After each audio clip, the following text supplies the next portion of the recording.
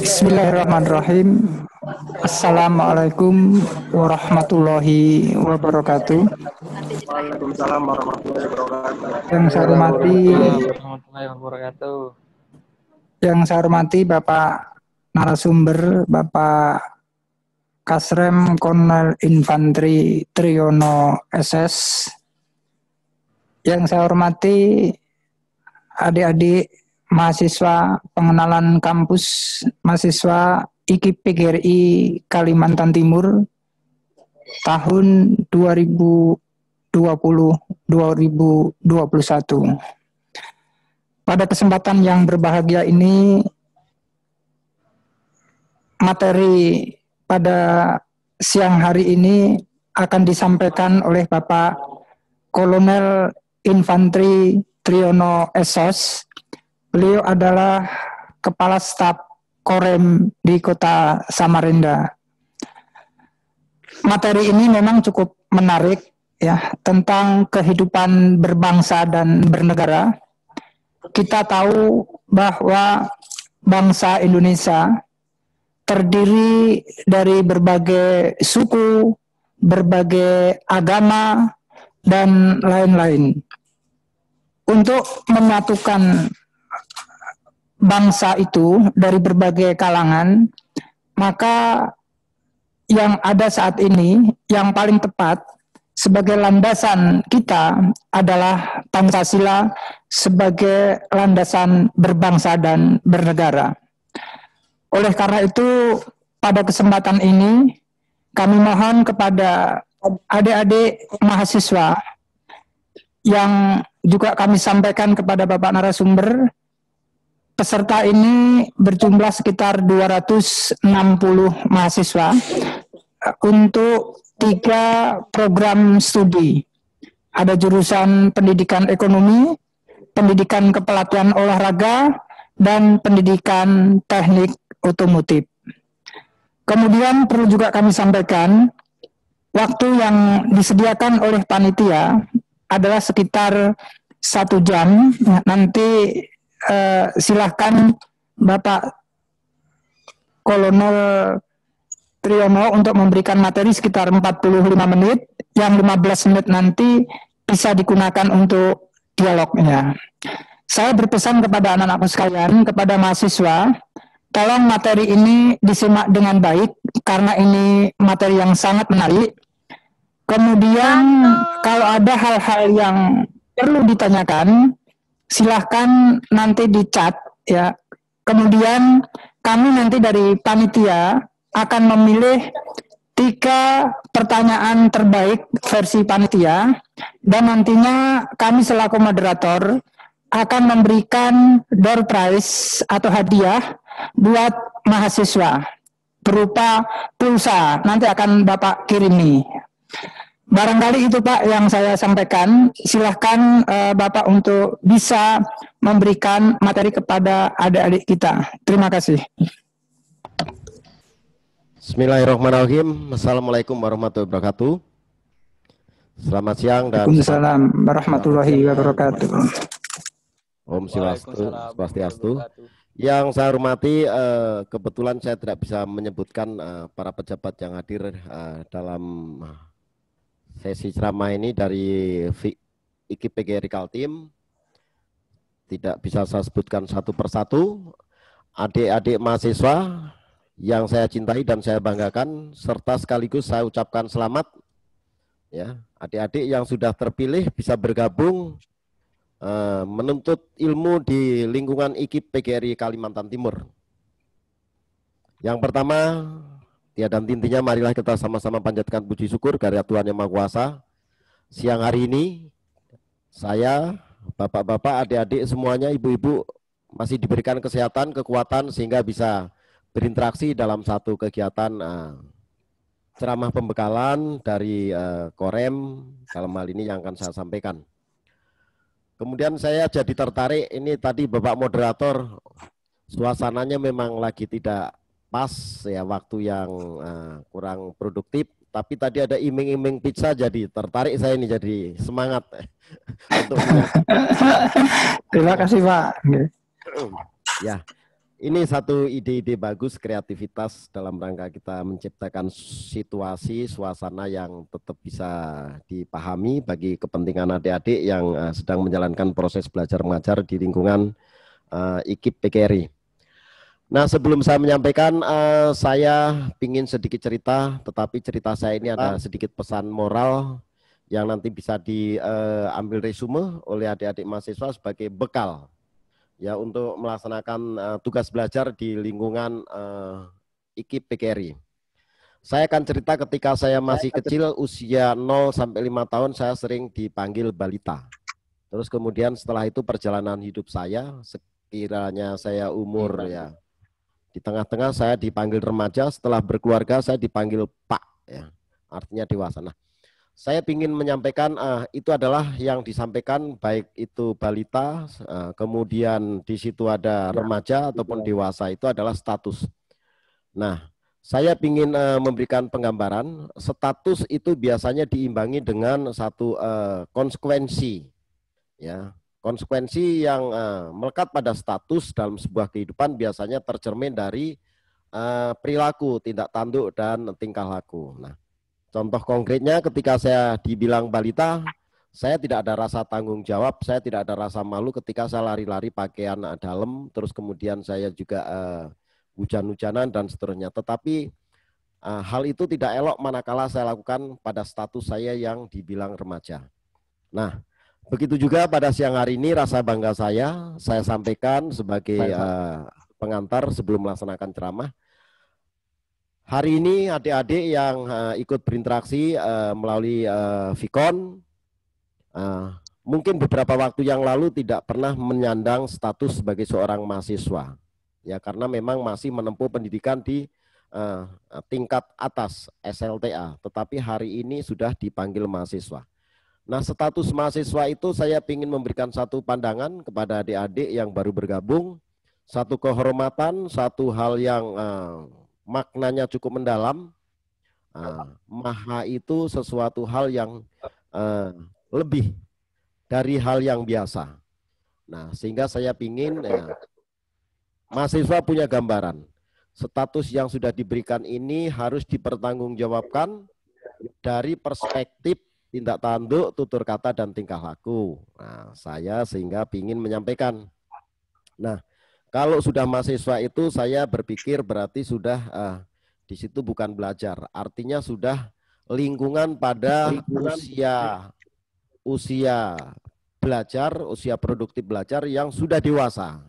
Nah, saya ingin menyampaikan, nah, antara dewasa dengan tua. Nah, kalau tua itu sudah pasti. Tinggal menunggu waktu saja kita dengan sendirinya sudah tua, tetapi dewasa itu sebuah pilihan. Nah, saya berharap seorang mahasiswa ini sudah bisa mengimplementasikan sebuah status yang harus mencerminkan tata cara hidup yang dewasa. Dewasa dari apa? Dari tindak tanduk, tutur kata, tingkah laku. Sehingga saya berharap kehadiran adik-adik yang nantinya juga akan jadi ya orang-orang yang terhormat. Kenapa yang saya katakan terhormat? Profesi seorang guru itu luar biasa, pahlawan tanpa tanda jasa. Nah, bagaimana menyiapkan diri untuk output keluaran dari sekolah ini kalau tidak dilakukan dari sekarang. Nah, sehingga saya berharap status yang sudah diberikan, besok ada cermin suatu keadaan yang berbeda, sudah tidak waktunya adik-adik yang kuliah di IKIP PGRI masih kekanak-kanakan seperti waktu masih jadi pelajar.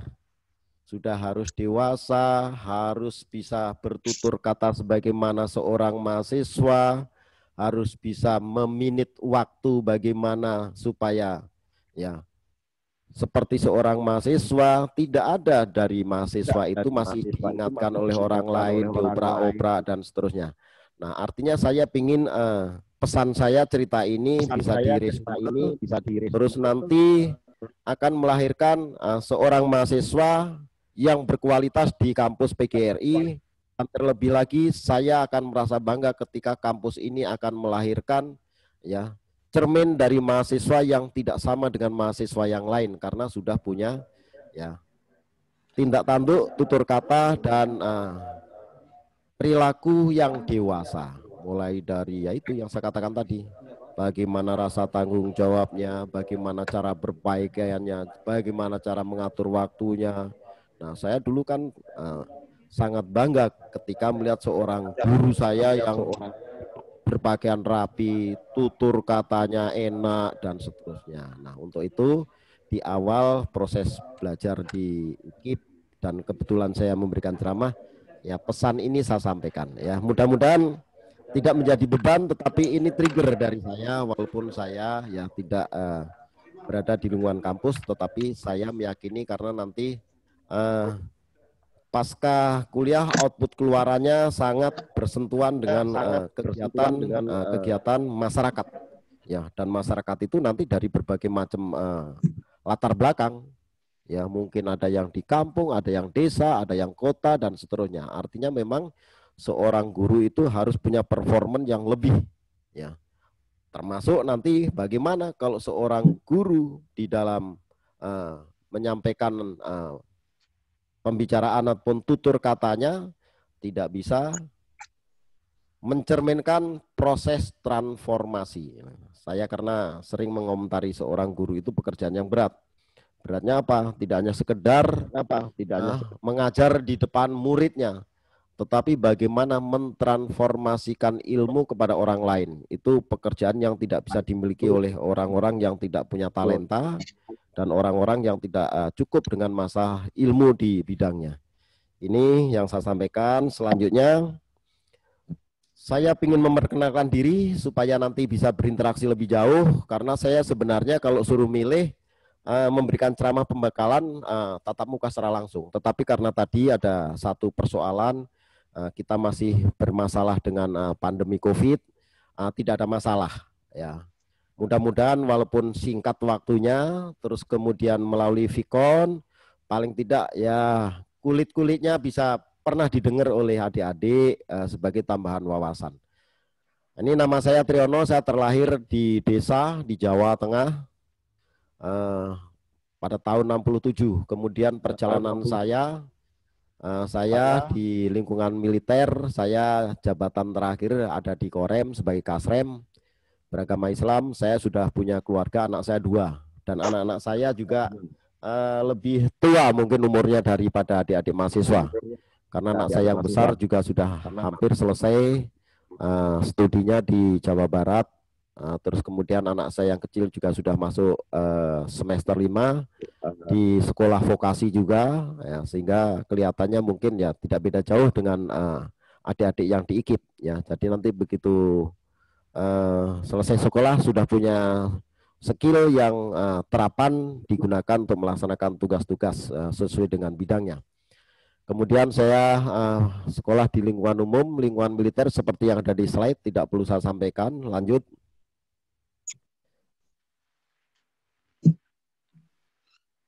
Ini adalah riwayat perjalanan karir saya. Saya tugas sudah di beberapa tempat dengan gambaran. Saya pernah di kota besar di Jakarta, saya pernah di Bandung, saya juga pernah di Aceh, saya sudah pernah di lembaga pendidikan, saya sekarang di Kalimantan Timur di satuan kewilayahan.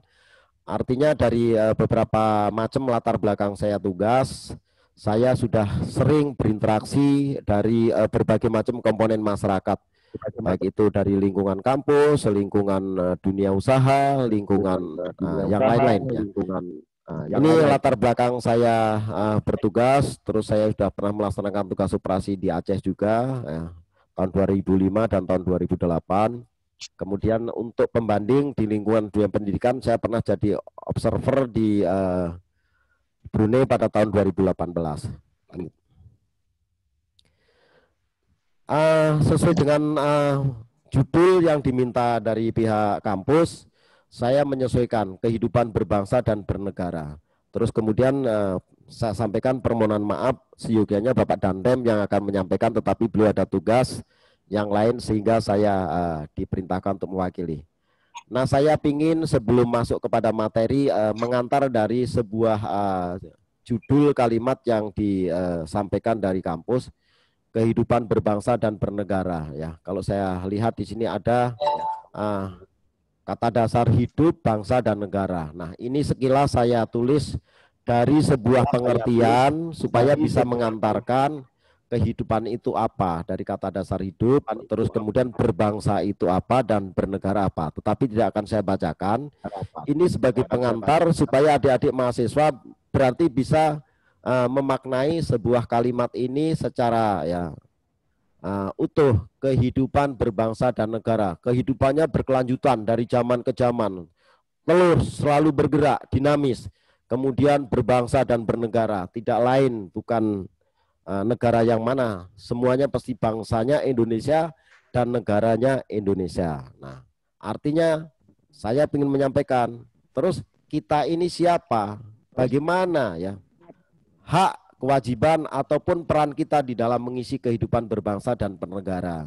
Nah, adik-adik yang berada di lingkungan kampus, nah saya berada di lingkungan tentara. Nah, ini tentunya tidak harus sama yang dilakukan, tetapi dari persepsi, dari sebuah wawasan, sebuah tekadnya sama tentang masalah ya hal-hal yang terkait ketentuan berbangsa dan bernegara, walaupun profesi berbeda. Tetapi yang dilakukan tidak harus sama. Oke, lanjut. Nah, ini sekilas saja. Nanti di belakang saya akan sampaikan tentang masalah simbol negara. Ini ada paling tidak 5, ada Pancasila, ada bendera merah putih, lagu kebangsaan, bahasa persatuan, kepala negara. Nah, tidak pernah kalau kita berbicara negara tidak lepas dari kelima komponen ini. Terus kemudian maknanya ya sebuah ya simbol-simbol ini yang pasti ya eksistensi dimanapun negara itu berada, pasti yang namanya persatuan dan kesatuannya, keutuhannya juga dijaga, tidak hanya di Indonesia saja, di negara mana saja.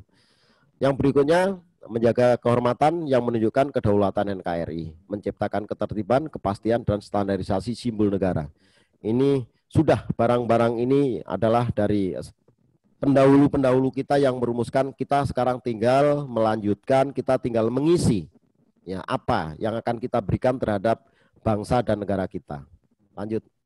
Saya rada cepat ya, karena memang waktunya dibatasi hanya 45 menit. Kalau saya bicara dari judul ini, sebenarnya bahannya banyak sekali. Ini saya ambil sampling saja sebagai pengantar, ya, jadi tidak mencakup secara keseluruhan. Ya, sebelum saya cerita tentang masalah ya kehidupan berbangsa dan bernegara, saya berorientasi kepada ya hak dan kewajiban ya. Sehingga saya harus menceritakan tentang masalah wawasan kebangsaan karena kita sama-sama bangsa Indonesia. Terus kemudian nanti saya sedikit sentuh, setelah punya wawasan kita akan punya nasionalisme. Wawasan itu adanya di pikiran, bagaimana persepsi, pandangan kita. Terus kemudian kalau sudah tahu pandangan akan lahir sebuah tekad di dalam hati, itu rasa nasionalisme. Kalau dua hal ini sudah terpenuhi, itu akan tercermin menjadi sebuah tindakan konkret, yaitu namanya bela negara. Ya, tindakan konkret bela negara itu tidak harus dilakukan secara ya apa nih tindak tanduk atau tingkah laku. Ya, ini saya sampaikan lebih awal. Jangan nanti memaknai bela negara itu sempit, harus melakukan sesuatu, harus lari sana, lari sini, tidak.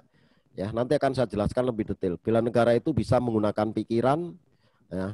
Kalau tidak bisa menggunakan ucapan dan bisa juga menggunakan tindakan. Oke, saya akan cerita tentang masalah situasi dan kondisi bangsa kita saat ini supaya nanti bisa memberikan satu pandangan, wawasan kepada adik-adik mahasiswa yang sama-sama sebagai warga negara Indonesia, sama dengan saya, hanya kebetulan profesinya tidak sama. Yang pertama masih ada. Nah, kalau masih ada itu kan berarti hanya beberapa gelintir saja, tidak banyak. Yang kadangkala mendiskusikan, bukan meragukan kalau saya pikir, mendiskusikan tentang masalah ideologi kita Pancasila. Nah, bagi saya perlu cerita kepada adik-adik, sudah Pancasila kita itu sudah final, sudah dirumuskan oleh pendahulu kita dan tidak ada masalah. Dan faktanya selama sekian tahun bisa menjadi alat pemersatu bangsa kita. Nah, saya lebih cenderung ingin mengajak, ya, mungkin yang perlu didiskusikan bukanlah Pancasilanya, tetapi mungkin bagaimana implementasi dari sila-sila itu, dari sila pertama sampai sila kelima. Nah, apakah implementasi sila ketuhanannya masih ada yang perlu didiskusikan atau sudah bagus? Kalau sudah bagus, apa yang harus ditingkatkan? Kalau ada yang belum bagus, mari kita diskusikan melalui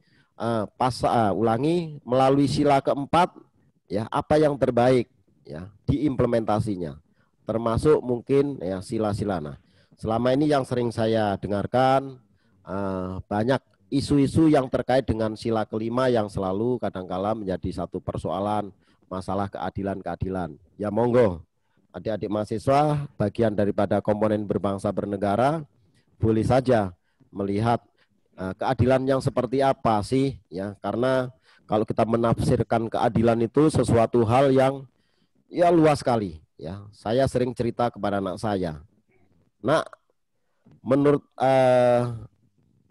kakak, kalau bapak punya uang 500.000, adilnya bagaimana untuk kakak dan adik? Nah, saya ngomong, berarti 250. Iya Pak, itu secara material adil separuh-separuh Pak. Tapi aku bilang nggak adil. Nah, kakaknya ngomong seperti itu. Nah, saya berpikir, berarti keadilan itu bisa terpenuhi dari aspek material dan bisa terpenuhi dari aspek rasa. Nah, anak saya mengedepankan, loh, rasanya nggak adil Pak, wong aku kebutuhannya lebih besar kok sama-sama 250. Nah, begitu saya rubah 300-200, adiknya yang protes, Pak, sama-sama anak kok beda-beda, mana nggak adil. Nah, artinya saya mengangkat perspektif keadilan itu juga tidak bisa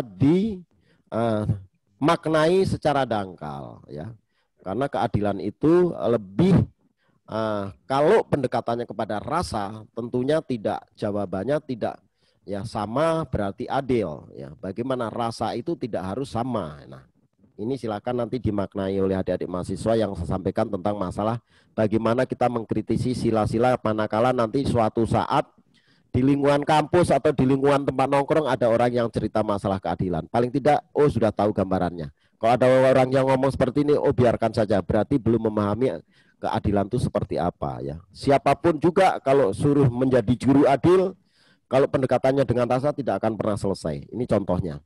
Termasuk silakan, mungkin sila kemana yang menurut adik-adik mahasiswa nanti perlu dikritisi, monggo.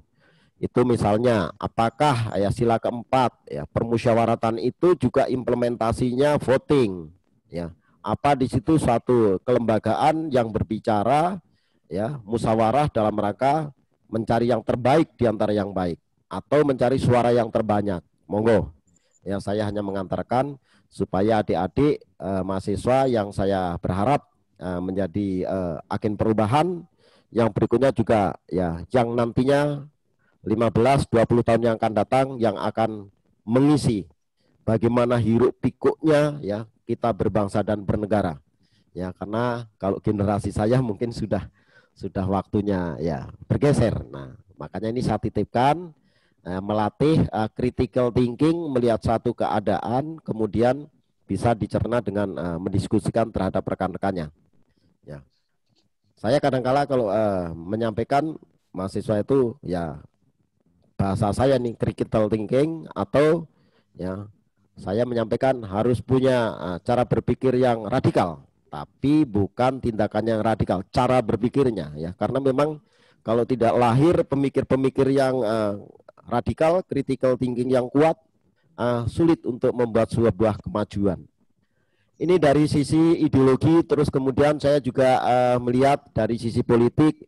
Saya tidak mengatakan belum stabil, ini kesalahan ketik aja, ya. Memang kadangkala masih ada tercermin dari satu orasi-orasi politik, ceramah-ceramah dan yang lain, kadangkala kelihatannya kok cenderung masih, ya, ada pengelompokan. Nah, saya mengomentari untuk wilayah Kaltim yang dalam waktu yang dekat ini akan ada pesta demokrasi. Saya harap, ya, adik-adik mahasiswa nanti juga punya peran yang bagus di dalam dunia politik, artinya bisa ikut memberikan kontribusi pendidikan politik di lingkungannya, ya, bagaimana mengajak, ya, dari lingkungannya hak dan kewajiban dalam berpolitik ini. Terus kemudian kalau Di situ nanti ada orasi-orasi politik yang akan mendatangkan perbedaan, gesekan, ya bisa dinetralisir. Adik-adik mahasiswa bisa memberikan satu penilaian, loh kok seperti ini dan seterusnya. Nah, terlebih lagi saya ingin mungkin nanti banyak ya calon-calon kandidat yang terlahir dari partai politik ataupun disupport dari partai politik yang nantinya akan mencalonkan diri sebagai pimpinan pemerintahan di lingkungan Kalimantan Timur ya. Nah, saya ingin adik-adik mahasiswa ini juga ataupun dari lingkungan kampus manakala nanti ada satu momen misalnya diminta untuk jadi panelis dalam sebuah diskusi panel atau dalam sebuah topik-topik terkait dengan masalah pilkada, saya ingin mengkritisi, melihat bagaimana calon-calon kandidat ini di dalam menyusun konsep, ya. Jangan sampai nanti banyak orasi politik, janji politik, terus kemudian saling mencaci yang pada akhirnya membuat repot kita semua, tetapi tidak bisa di situ menampilkan konsep-konsep pemikiran yang terbaik dihadapkan dengan program pembangunan skala prioritas, kemampuan anggaran, dan seterusnya. Nah, nanti saya berharap ini dari kaum akademisi yang nanti akan dilibatkan dalam diskusi-diskusi bisa memberikan suatu komunikasi yang lebih intens sehingga nanti produk-produk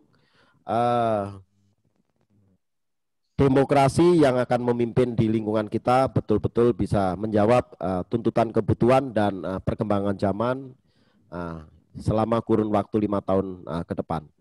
Kemudian situasi ekonomi, saya ingin memberikan satu pemahaman kondisi pandemi ini juga eksesnya kemana-mana.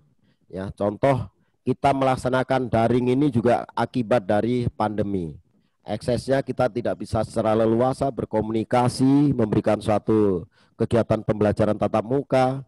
Begitu juga ternyata ini juga ada ekses ekonomi.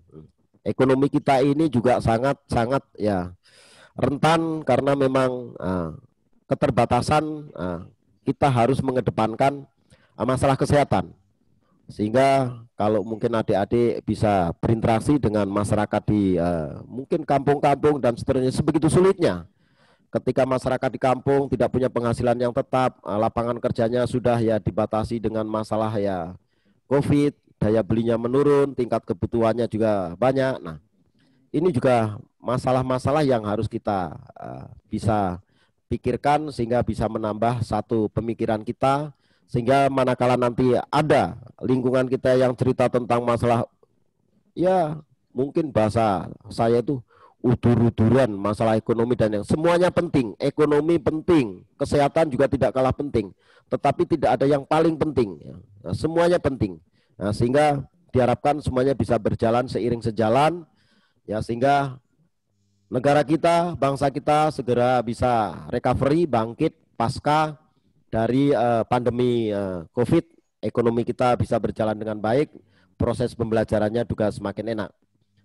Terus yang berikutnya juga masih ada juga ya, kita lihat kadangkala ada fanatis yang sempit berlebihan terhadap ya satu kelompok. Nah, saya ingin mengutarakan kepada adik-adik mahasiswa ya, sesuai dengan ya saya kebetulan beragama Muslim. Kadangkala kalau kita ikut dari agama kita itu, perbedaan itu memang diciptakan oleh Yang Maha Kuasa dan harus kita syukuri, dan jadikanlah perbedaan itu menjadi sebuah kekuatan. Jangan kita rentan mudah ya diadu domba karena sebuah perbedaan. Coba bayangkan, kalau tidak ada perbedaan, saya pulang kantor ya yang di rumah orang laki semua, saya bagaimana mau minum, saya mau makan bagaimana, dan alangkah indahnya ada laki, ada perempuan, ada merah, ada hitam, ada tinggi, ada rendah. Nah, itu yang harus kita syukuri, ya, harus kita syukuri. Karena kalau kita selalu mengedepankan ya kelompok-kelompok ini, ya nanti yang ada kerentanan-kerentanan, kita mudah diadu domba. Tetapi manakala kita bisa menyatukan perbedaan menjadi sebuah kekuatan, ini akan menjadi sebuah hal yang bagus. Ya, contoh yang kecil saja, ya. Mungkin bagi orang yang memerlukan ya mengkonsumsi yang manis itu seneng, ya. Tapi apakah selamanya kita seneng yang manis? Ya, orang punya diabetes ya sedih lah. Terus kemudian asin, ya Mungkin ada orang yang memerlukan senang, tapi bagi orang yang hipertensi juga rentan. Alangkah indahnya kalau ada asin, manis, asem, ya. Di situ menjadi sebuah kekuatan, jadi nikmat, kenikmatan. Itu contoh-contoh yang kecil. Jadi saya tidak akan sampaikan secara detail kepada adik-adik, sekilas-sekilas saja. Terus kemudian kadangkala, ya, ini bukan wilayah, tetapi kadangkala ada oknum di suatu tempat yang memang, ya, memprovokasi, yang pada akhirnya membuat suatu kesenjangan, terus kemudian hal-hal yang tidak perlu. Sekarang waktunya sudah NKRI dalam bingkai yang kuat, utuh kayak gitu. Kadangkala ada suara-suara yang, ya, dengan, ya hal-hal yang kadangkala disuarakan, masalah keadilan seolah-olah terus membuat kalkulasi, ya. Nah, padahal ini hanya oknum, ya. Jadi saya ingin kalau ada suara-suara di suatu daerah yang ingin memisahkan diri dan yang lain-lain, adik-adik mahasiswa punya critical thinking yang bagus, lihat persoalannya apa. Oh, ternyata di balik suara ini hanya keinginan dari berbagai kelompok ataupun oknum. Karena ada rasa tidak puas, ada suatu tujuan yang dicapai dan seterusnya. Nah, jangan dipukul gebiah-uyah, dibikin sama rata. Ini kadangkala begitu sudah masuk di pemberitaan seolah-olah wah mau lepas dan seterusnya. Padahal ini hanya statement yang disuarakan oleh kelompok-kelompok tertentu, oknum yang punya kepentingan tertentu, tetapi dia harus menggalang kekuatan dengan ya menyuarakan hal-hal yang tadi yang saya bilang, contoh ya keadilan, contoh masalah pembangunan, contoh masalah yang lain-lain, yang pada akhirnya nanti ya sampai ya angkat senjata, ya masyarakat jadi terganggu kehidupannya dan seterusnya. Bahkan kadangkala ya mengorbankan ya jiwanya dan seterusnya. Ini saya tayangkan di sini. Sekali lagi harapan saya adik-adik supaya bisa melihat lebih teliti. Kalau dengar berita informasi seperti ini yang benar wilayahnya pingin melepaskan diri atau karena ada suara provokasi dari kelompok tertentu yang punya kepentingan tertentu. Nah, jadi bisa mengkanter, bisa memberikan penjelasan. Nah, kalau misalnya ya itu lagi ngopi di kantin cerita gini, coba lihat siapa di balik itu, apa sih keinginannya, coba. Nah, ini jadi suasananya lebih dingin, lebih adem, kayak itu. Jangan nanti malah jadi, wah gawat gini-gini, wah itu tidak perlu. Kita sekarang semuanya udah cool, dingin, tentram, ya sekarang kita semuanya lagi berjuang melawan COVID. Udah satukan pikiran, nggak usah yang lain-lain dulu. Oke, ini gambaran yang saya sampaikan, mudah-mudahan dengan yang saya sampaikan secara singkat, secara dangkal ini, akan memberikan suatu wawasan. Ya. Wawasan apa kaitannya dengan judul di atas, wawasan kebangsaan. Peruntukannya apa? Sebagai landasan untuk pemersatu bangsa. Nah, kalau saya sudah cerita ini, mudah-mudahan frame cara berpikirnya tentang wawasan kebangsaan, ya, cara berpikirnya kita dengan mungkin adik-adik mahasiswa sama. Ya, tetapi tidak harus melakukan hal yang sama. Oh, ternyata begini, begini, begini. Nah, ini yang saya sampaikan sebagai pengantar di bidang wawasan kebangsaan. Kalau kita berbicara wawasan kebangsaan, ada 3 komponen yang di dalamnya yang saling terkait. Ya. Setelah kita tahu wawasannya, kita mudah-mudahan dapat memahami, paham. Terus karena sudah paham, punya rasa. Ya. Setelah punya rasa, timbul semangat. Nah, semangat kebangsaan ini dibangun keterpaduan antara pemahaman dan rasa. Ya. Akhirnya lahir sebuah spirit, semangat ya, yang lahir di dalam hati kita semuanya. Lanjut. Ini pengertiannya tidak perlu saya bacakan satu persatu, terus saya memberikan contoh. Ya. Saya hari ini berada di tengah-tengah adik-adik mahasiswa, jangan dikira bahwa rasa kebangsaan itu baru sekarang diteriakkan, digelorakan, tetapi sesungguhnya pendahulu-pendahulu kita ini sudah melakukan ya, dengan cara yang tidak sama. Nah, karena memang dulu juga persoalannya bangsa ini tidak sama. Ya. Jadi nanti jangan sampai, loh slide nomor 8 Pak Kasrem ini kok masih ada perang, masih ada konfrontasi dengan Malaysia, pembebasan Barat. Itu kan dulu, sekarang kita sudah dengan situasi yang berbeda ya. Contohnya apa? Dulu yang dihadapi masalah itu pembebasan Irian Barat. Sekarang yang dihadapi apa? masalah iptek, masalah mungkin budaya, masalah COVID, ya tentunya tidak sama. Jangan nanti terus seolah-olah ya masa kita harus seperti dulu lagi, tidak. Ya, oke lanjut. Semangat kebangsaan ini tadi sudah saya sampaikan, perpaduan dari rasa dan paham, terus kemudian diharapkan dengan semangat kebangsaan yang tinggi mampu sebagai penangkal terhadapnya ancaman. Ancamannya apa ya? Keutuhan dan kesatuan itu. Karena berbicara masalah keutuhan dan kesatuan bangsa ini menjadi tanggung jawab kita semua, bukan berarti hanya punyanya tentara. Nah, saya ingin menjelaskan perspektif ancaman itu jangan seolah-olah karena datangnya tentara-tentara dari luar sana, terus kemudian menduduki wilayah Indonesia, terus dengan senjata tidak. Sekarang ancaman itu lebih lebih luas ya. Banyak sekali sekarang ancaman-ancaman. Kalau di dalam bahasa saya itu bentuk peperangan kita ini sudah asimetris. Ya, contoh fakta yang sekarang ya. Apakah pandemi COVID ini bukan sebuah ancaman? Ancaman, siapa yang bisa memprediksi? Ternyata tidak bisa diprediksi, tidak bisa diramalkan, tiba-tiba seperti itu. Nah, bentuk wujud penyelesaiannya apa bisa dengan senjata? Tidak. Nah, dengan demikian saya ingin memberikan satu gambaran kepada adik-adik bahwa ancaman itu dalam perspektif yang luas. Ancaman itu bisa menyentuh kepada tata nilai kehidupan kita berbangsa dan bernegara. Nah, tata nilai kehidupan kita berbangsa bernegara yaitu ada gatra, ada pancagatra, ideologi, politik, sosial, budaya dan seterusnya. Ya, jadi tidak hanya dari perspektif ancaman dari invasi dari asing.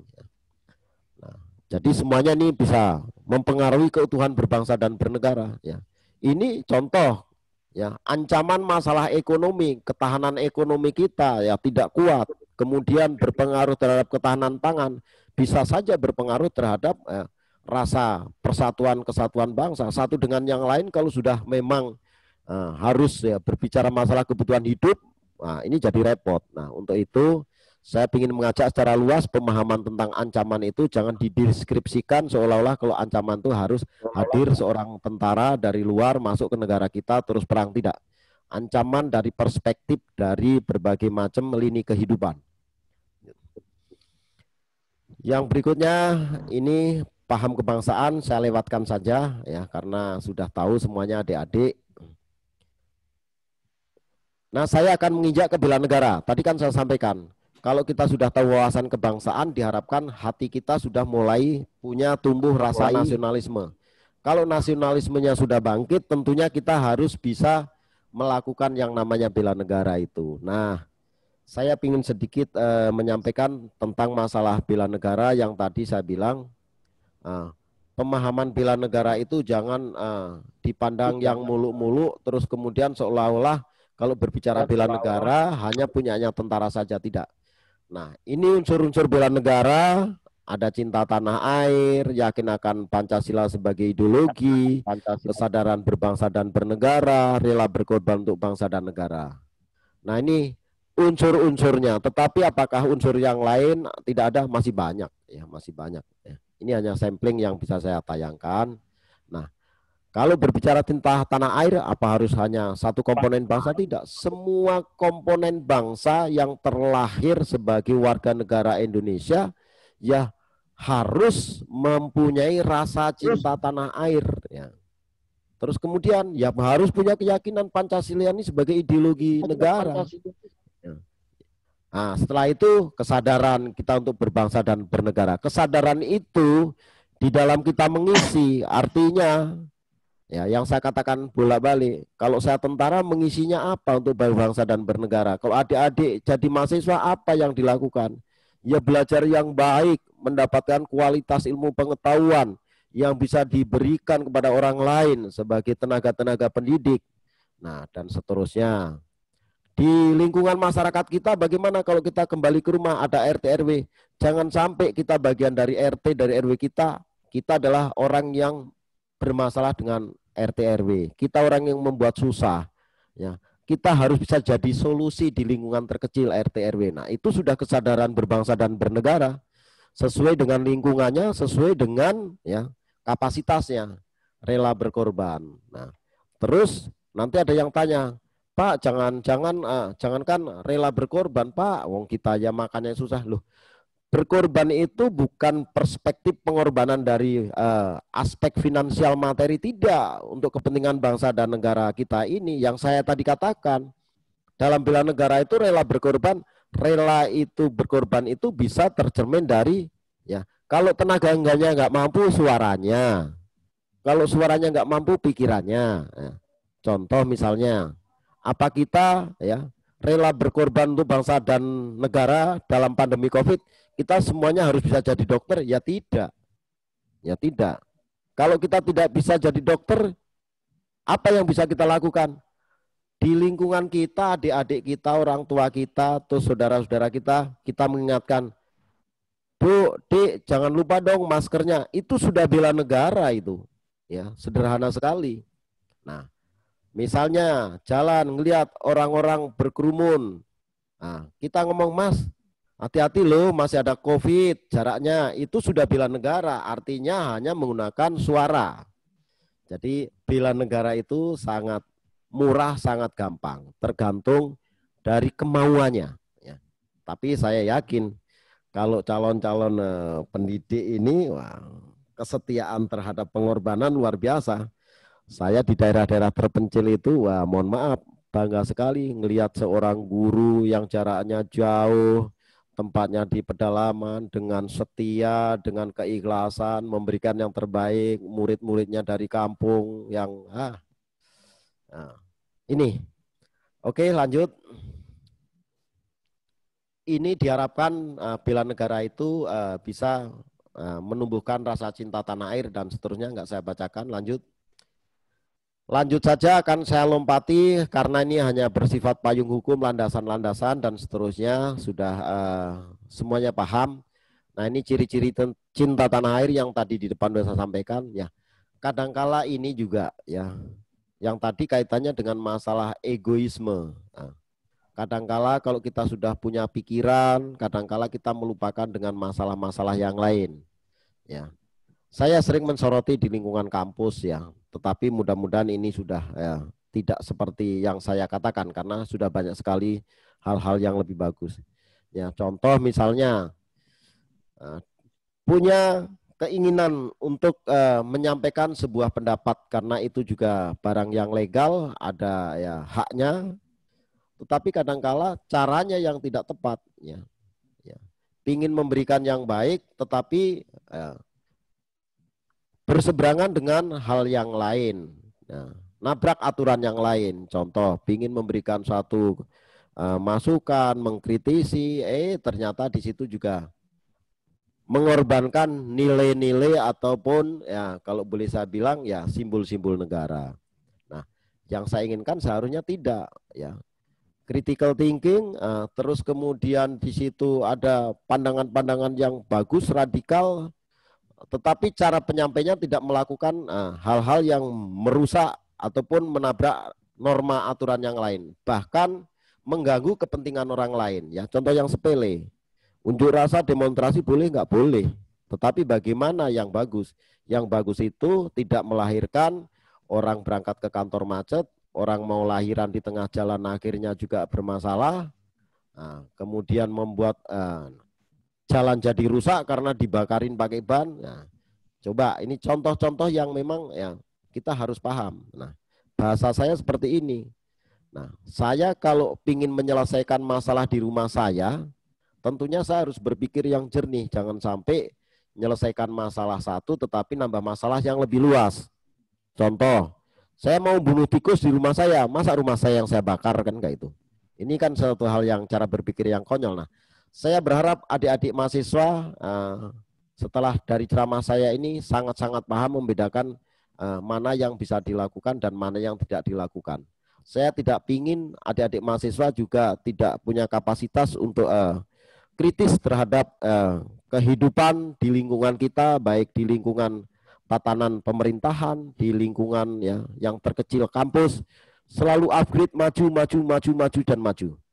Tetapi tidak boleh menabrak dari aturan-aturan yang sudah ada. Ya, semuanya harus dipikirkan dengan baik.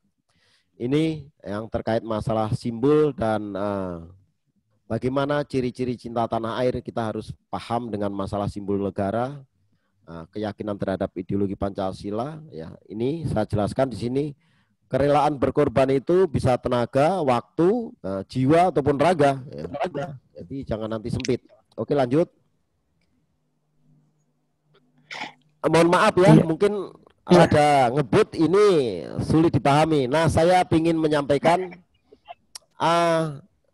samplingnya saja ini. Saya ingin menunjukkan kepada adik-adik bahwa dalam satu lingkungan kita ini paling tidak itu 5 komponen yang bisa jadi penentu keberhasilan berbangsa dan bernegara ini. Saya contohnya ini, tetapi komponen yang lain masih banyak nih. Contoh nih, agamawan. Nah, ini luar biasa di dalam kiprahnya terhadap berbangsa dan bernegara. Bisa memberikan landasan moral ya sebagai pondasi dalam kehidupan kita. Bayangkan saja kalau kita ya sebagai warga negara Indonesia tidak punya pondasi dari basic semua agama yang kita anut masing-masing, semuanya bisa ya hidup berantakan. Yang berikutnya cendekiawan, coba kita tidak cukup hanya punya pondasi yang kokoh, tetapi tidak punya kecerdasan intelektual, ya tidak akan pernah maju. Tapi sebaliknya, pikiran kita majunya seperti jet, tetapi kita tidak punya pondasi, kebablasan juga nanti. Nah, ini semuanya harus saling sinergis. Begitu juga pemerintahannya ya, yang punya kewajiban mencerdaskan kehidupan bangsa. Ini yang menentukan arah pembangunan. Nah, ini jadi motornya. Terus kemudian juga masalah perekonomian. Nah, kemudian tidak mungkin di situ pondasinya bagus, kecerdasannya bagus, bisa hebat kalau tidak ada yang mengkoordinir adalah pemerintahan. Terus juga pemerintahan di dalam menjalankan sebuah program pembangunan, ya, kemajuan, butuh yang namanya duit. Ya. Perlu adanya ekonomi, pengusaha, dan yang lain-lain. Begitu juga dari aspek agamawan, cendekiawan, pemerintahan, ekonomi, juga butuh situasi yang nyaman, supaya bisa fokus untuk menjalankan sesuai dengan bidangnya. Nih, sehingga saya ingin menyampaikan, ya.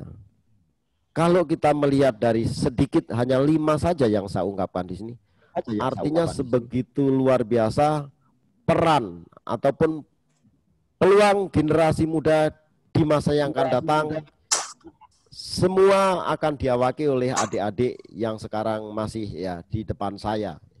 Ya, ini saya tulis peran pemuda sangat strategis ya. Pemuda itu adalah adik-adik ya, adik-adik semuanya. Strategis kenapa? Karena yang akan menentukan bagaimana nasib bangsa dan negara ke depan ya. Bukan kita-kita lagi. Itu yang saya sampaikan. Waktunya sudah mepet, Bapak. Oke, saya hanya tinggal 1 slide lagi, Bapak. Nah, di akhir dari ceramah saya ingin memberikan pesan moral lagi kepada adik-adik mahasiswa, ya, mumpung saya bisa berkomunikasi. Saya sangat berharap mahasiswa harus belajar keras, pantang menyerah, gunakan waktumu secara efektif, berorganisasilah, kemudian bangun jejaring. Nah, kampus yang di IKIP PGRI ini merupakan kampus yang sudah lama. Jadikan kampus yang di situ sebagai sarana belajar adik-adik mahasiswa untuk berorganisasi dan bisa membangun jaring. Jaring itu networking, karena saya yakin 100% lulusan dari IKIP PGRI ini sudah di mana-mana, tidak hanya di wilayah Kalimantan Timur, sudah bisa berpartisipasi mengisi kehidupan berbangsa dan bernegara di seluruh penjuru tanah air. Nah, di situ biasanya ada alma mater, sehingga bisa saling sharing, kemudian nanti bisa ada pencerahan-pencerahan yang lain. Yang berikutnya saya tidak bacakan semua, yang keempat saja nih ya. Yang keempat, ilmu pengetahuan faktor penting menjadi generasi bangsa yang cerdas. Namun kecerdasan tersebut tidak akan berarti apa-apa jika tidak diperkaya dengan karakter dan wawasan kebangsaan yang kuat. Artinya saya ingin silakan carilah ilmu setinggi langit ataupun sampai di sana, di negara mana ya. Tetapi jangan lupa karakter ya. Kita tidak sama dengan bangsa yang lain, kita punya karakter, kita harus punya wawasan kebangsaan. Jadi ilmu yang akan didapatkan juga bisa tepat guna untuk mengisi kita sebagai ya generasi muda dalam ya tatanan berbangsa dan bernegara. Demikian, tidak saya sampaikan satu persatu. Mohon maaf kalau mungkin saya menyampaikannya rada cepat. Ini karena memang waktunya dibatasi, tetapi paling tidak saya berharap ini bisa menjadi sebuah spirit ya, adik-adik mahasiswa pernah dengar lah. Dan saya berdoa mudah-mudahan COVID segera berakhir. Nanti kalau misalnya sudah tuntas, saya ingin juga nanti membangun silaturahmi secara pribadi, main-main ke kampus untuk kita ngobrol-ngobrol, sharing-sharing tentang masalah bagaimana sih masalah-masalah terkait dengan pendidikan. Ya, termasuk saya ini lagi senang membaca Permendikbud nomor 3 tahun 2020 tentang implementasi bagaimana Merdeka Belajar dan Kampus Merdeka ya. Karena ini juga bagian yang harus kita pahami sehingga kita ya, pada saat ya menjelaskan kepada mungkin yang berkepentingan tidak salah arah. Demikian saya akhiri bilik wadaya. Wassalamualaikum warahmatullahi wabarakatuh. Monggo silakan yang mau bertanya, saya menunggu. Tapi mohon izin mungkin dibatasi 3 saja lah karena ada yang lain yang harus saya lakukan. Terima kasih. Terima kasih Bapak selaku Kolonel Infanteri Triyono selaku narasumber. Dari apa yang disampaikan tadi dapat saya tarik beberapa kesimpulan. Yang pertama, Pancasila sebagai dasar negara itu sudah final. Kemudian yang kedua, diharapkan kita semua bisa menjaga persatuan dan kesatuan. Yang ketiga, tugas kita sebagai adik mahasiswa adalah mengisi kemerdekaan. Yang terakhir adalah perbedaan itu adalah rahmat. Sebenarnya banyak pertanyaan Bapak dari kalangan adik-adik mahasiswa. Memang materinya juga cukup menarik karena kita ini dibatasi oleh waktu. Jadi ini nanti akan saya bacakan. Ada 3 pertanyaan, tetapi Bapak sekali lagi memilih salah satu. Ya Pak ya, nanti 3 pertanyaan kami bacakan. Bapak memilih salah satu dari 3 untuk dijawab. Tetapi dari ketiga yang saya bacakan itu, adik-adik semuanya akan mendapatkan door prize dari narasumber. Ya, pertanyaan yang pertama Pak ya, nanti Bapak bisa tulis dari 3 nanti itu dijawab satu saja karena waktu. Dari pendidikan ekonomi atas nama Fikri Maulana. Bagaimana caranya mengatasi oknum-oknum yang telah memprovokasi ingin memisahkan diri dari NKRI? Ya, itu. Kemudian pertanyaan yang kedua dari Muhammad Arif. Bagaimana cara kita menjaga dan menunjukkan rasa kedaulatan kita kepada NKRI? Yang ketiga dari Hansen ya, mahasiswa PTO, bagaimana pembagian sistem keamanan di Indonesia antara TNI dan Polri, utamanya dalam terorisme. Ya, itu Pak, dari 3 pertanyaan itu silahkan satu saja dipilih karena kita waktu sudah tinggal 3 menit lagi. Terima kasih Pak. Terima kasih, pertanyaannya menarik semuanya, tetapi karena memang waktu ini berarti dari 3 yang menanyakan ini hanya 1 yang dapat pizza nanti nih. Iya. Iya, 3-nya semuanya dapat door prize Pak. Oh dapat alhamdulillah. Hanya 1 aja yang Bapak jawab ya, hanya Bapak 1 aja yang dijawab. Iya. Ya. Oke, saya akan menjawab yang pertama saja karena memang udah duluan.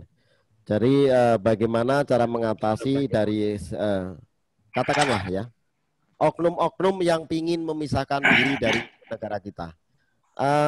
Penyelesaian masalah tidak pernah lepas dari satu persoalan apa. Nah, ini kan tadi saya katakan,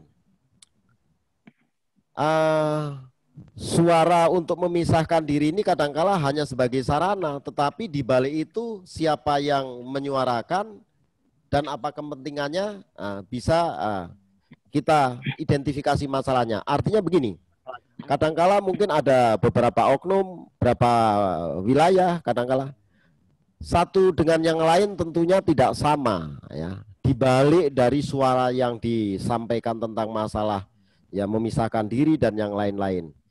Ada yang di situ muatannya dengan masalah ideologi, ada yang muatannya dengan sebuah ya, kalau saya lihat ya ujung-ujungnya semuanya hanya kekuasaan dan seterusnya.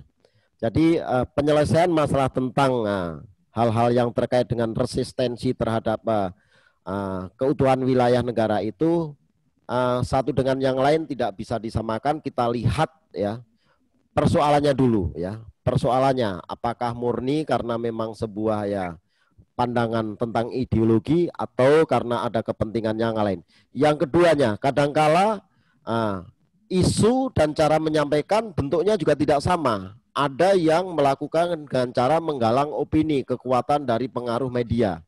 Ada juga yang dengan menggunakan kekerasan bersenjata untuk menekan supaya yang lain juga ikut memberikan kontribusi support. Nah, tentunya contoh misalnya kalau yang dia menggunakan caranya dengan cara mengangkat senjata, penyelesaiannya senjata. Kalau senjata tidak diimbangi dengan senjata jadi masalah. Tetapi kalau mungkin yang penyelesaiannya harus diimbangi dengan diplomasi, duduk bersama, ini manakala ada silang pendapat dari perspektif tentang masalah persoalan apa yang dihadapi. Nah, ini sekilas saja. Terima kasih Pak Moderator. Mudah-mudahan nanti di waktu yang senggang kita bisa kumpul bareng-bareng. Saya pingin sekali. Saya lihatin adik-adik mahasiswanya semangat-semangat semua nih di dalam mendengarkan saya ceramah. Walaupun siang saya lihatin masih bugar semangat. Luar biasa. Terima kasih. Demikianlah materi yang telah disampaikan oleh Bapak Kolonel Infantri Triyono SOS.